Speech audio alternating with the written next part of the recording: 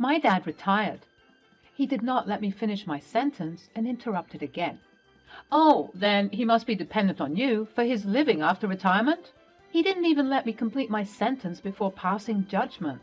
I was furious by now. I reacted. Excuse me? What are you saying?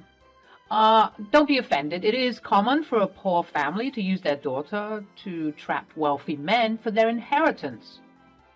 Do you mean that I and my family have trapped your son for your wealth? He shrugged his shoulders as if he wanted to say yes. I was in shock. I could not believe that someone could be so mean. I was disgusted by Michael. He made me feel inferior as I was poor, according to him. I am Amanda, 28 years old, living in California with my boyfriend, Steve, who is also 28 years old. We met in law school 3 years ago and instantly fell for each other. Since then, we have been living together. After graduation, I took up a job as an attorney in a consulting company, while Steve works at a bank. 6 months ago, Steve and I went for a holiday where he proposed to me, and I immediately said yes. I didn't have any reason to say no. We have known each other for 3 years, and we enjoy being together.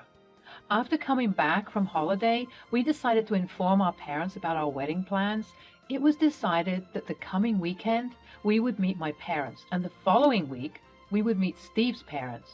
We had never introduced each other to our parents before, due to some personal reason, so this would be our first meeting.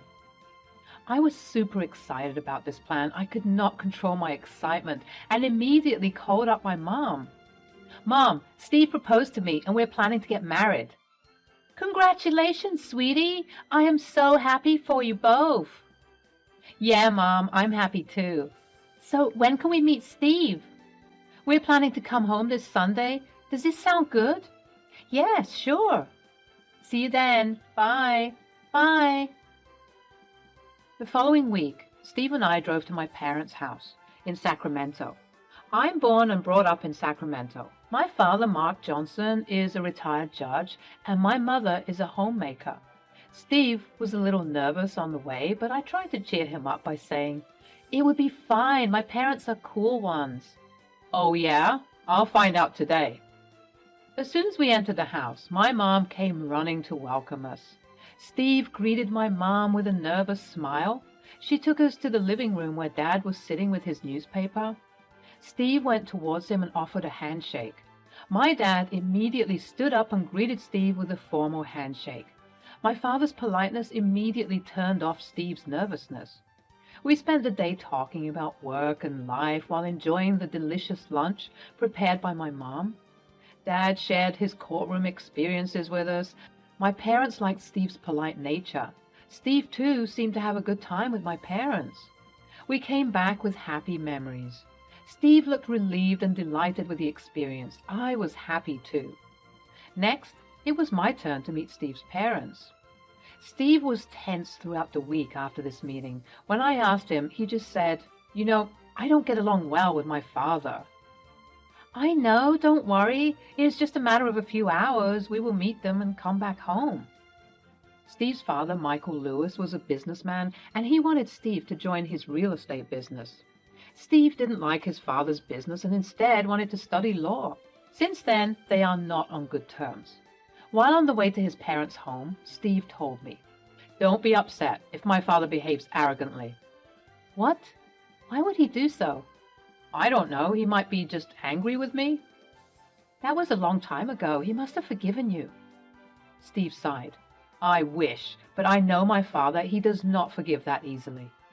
"Oh, come on. You're just overthinking. It'll be fine." Steve's anxiousness made me nervous, too. Steve's house was on the other side of the city. It was a 2-storied bungalow with a spacious lawn. As we went inside the house, we were greeted by Steve's mother, Catherine. "Hello, my dear."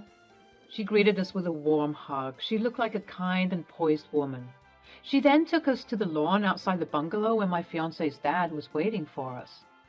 Steve does not speak much about his dad, but whatever little I knew about him, I imagined him to be an arrogant rich man who loves to show off his wealth.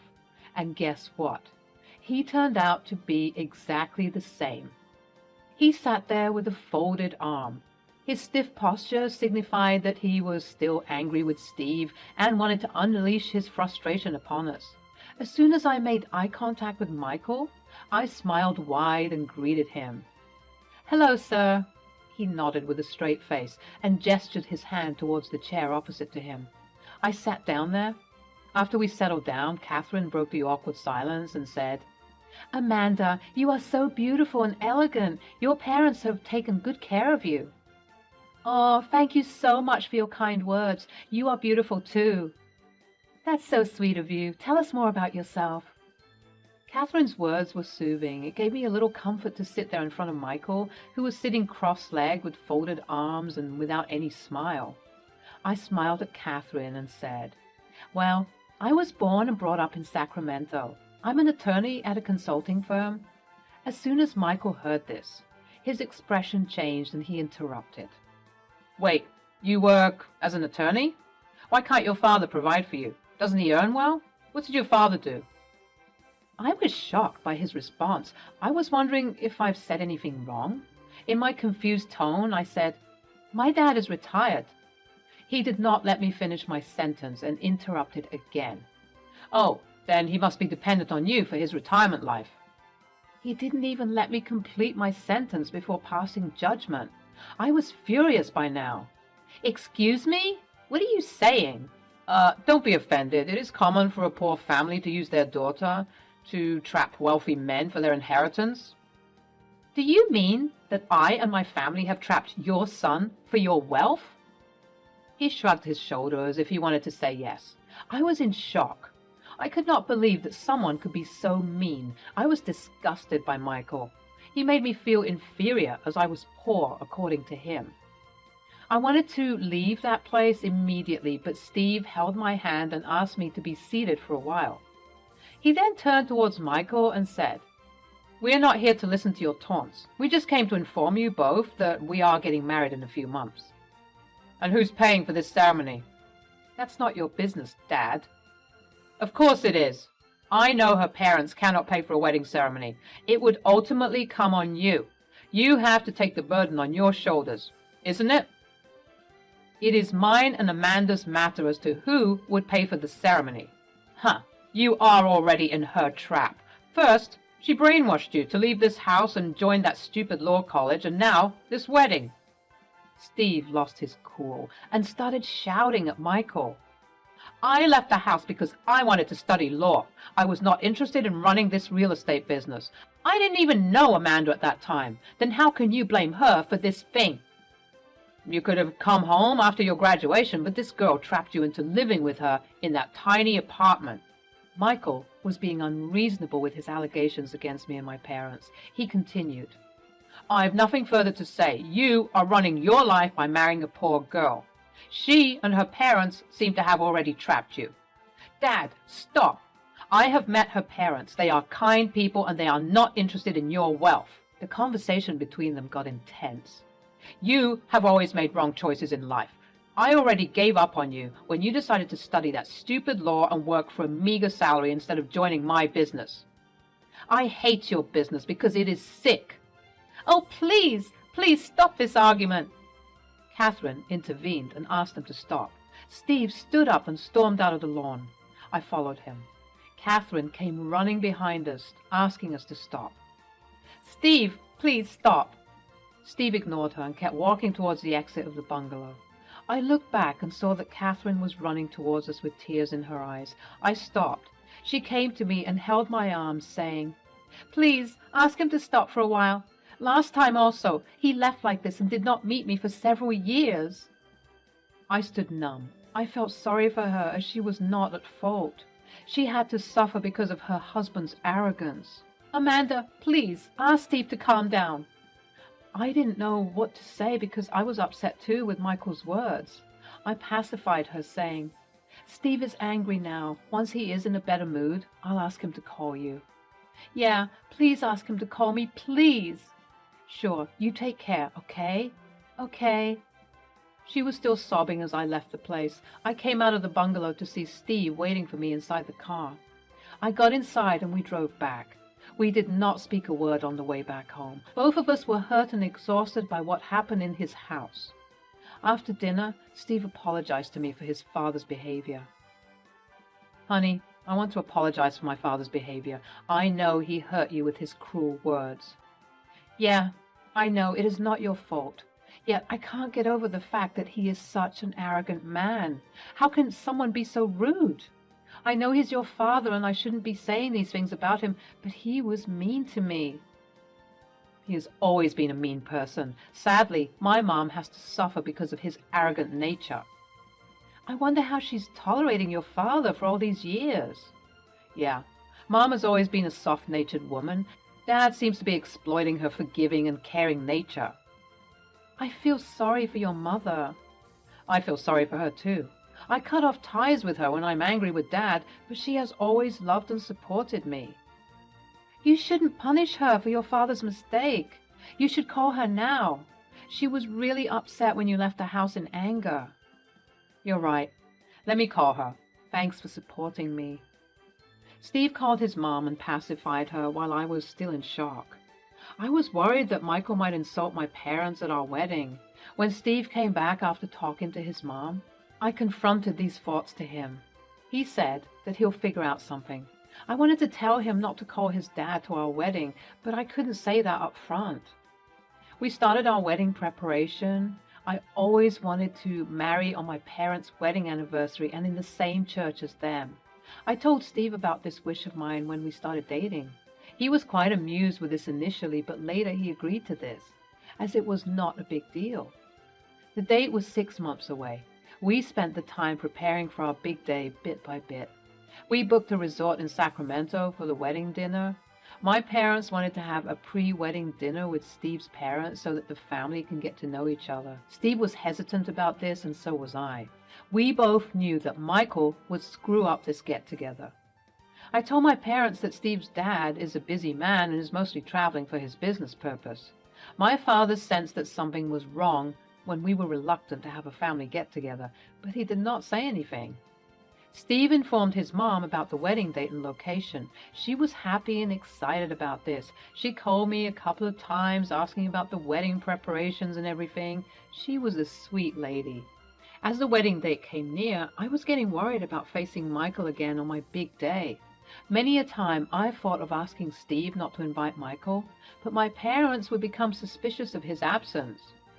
Besides, if we don't invite Michael, then probably he would not allow Catherine to attend the wedding. She would again have to suffer because of him. I confronted Steve about my anxiety and told him, "Steve, I'm worried that your father might ruin our big day with his arrogance." "Well, I'm worried about this too." "What if he insults my family in front of the guests?" Steve smiled and said, "If he does, I'm sure your father would handle him and teach him the lesson. After all, he is a judge and he knows how to handle difficult people." "Should we tell my parents about this?"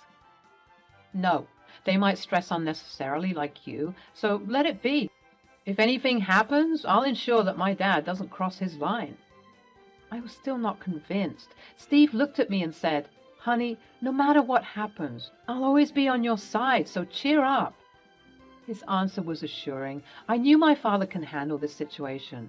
After all, it was Michael's arrogant assumption that we have trapped Steve for his inheritance. It was not true. A day before our wedding, we drove to Sacramento. We had booked a hotel for our friends and relatives to stay. Steve's mom informed me that they would directly come to the church for the main wedding. I was nervous. I walked down the aisle with my dad, and that was the happiest moment of my life while we were exchanging vows. I saw Mark and Catherine entering the church. My parents escorted them to the front row to take a seat. Catherine waved at us. She looked happy and excited, whereas Michael sat with a grim face. By then, I stopped caring about him. I was happy to have my parents by my side as I get married to Steve. All went well, and we went to the hotel to get some rest before the wedding dinner. I asked my mom if they got the chance to meet Steve's parents. She informed me that they did not get a chance to speak to Steve's parents apart from informal greetings. Steve's parents arrived late to the wedding, and my parents were busy with the arrangements, so they didn't get enough time to have any conversation. But my mom mentioned that Michael seemed upset. I asked nervously, "Did he say anything?" "No, he didn't say anything. Actually, he did not say anything at all. It was Catherine who was responding to our greetings. I'm not sure what was wrong with him." "Oh, okay." My mother got suspicious. "Is everything fine between Steve and his parents?" Yeah, everything's fine. He might be tired from the long journey." "Hopefully he catches some rest before the wedding dinner." "Yeah." I thought Steve's parents would not attend the wedding dinner, but to my surprise, they came. Catherine was happy and greeted all of us with a cheerful smile, while Michael was standing stiff with folded arms. He did not bother to congratulate us. Instead, he told Steve, "You've become a puppet. Instead of organizing the wedding at our place, you came to her place for the wedding." "Dad, not today. It's my wedding dinner. Please don't ruin it." "Huh. This girl and her family have already ruined your life, Steve. They made you spend so much on this lavish wedding dinner. If this continues, you'll be on the streets one day." Catherine looked embarrassed as she intervened. "Michael, why are you doing this to our son? It is embarrassing. The guests have started coming in." "Huh, I don't care. They're not my guests." Catherine pulled him aside. My parents were taking care of the arrangements. After a while, they came and greeted Steve's parents. "Hello, Mr. and Mrs. Lewis. We didn't get a chance to greet each other at the church. Hope you're having a good time."